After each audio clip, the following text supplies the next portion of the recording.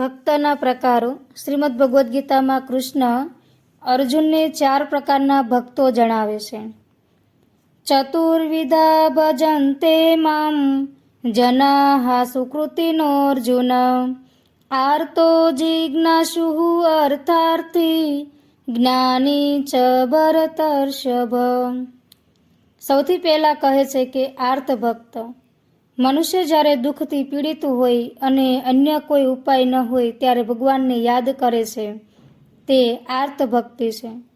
આદિગુરુ શંકરાચાર્ય પણ કહે છે કે આપત્સુમગ્ન સ્મરણમ ત્વદીયમ કરોમિ દુર્ગે કરુણાર્ણવેશી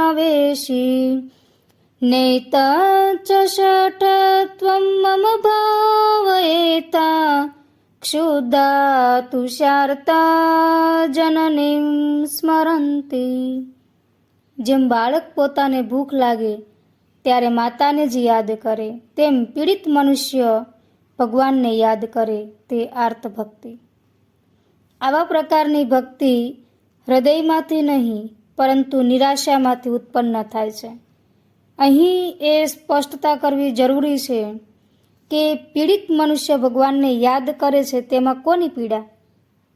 પોતાની પીડા? ના, અન્યની પીડાથી દુઃખી થઈને જે ઈશ્વરને યાદ કરે છે તે આર્ત ભક્ત.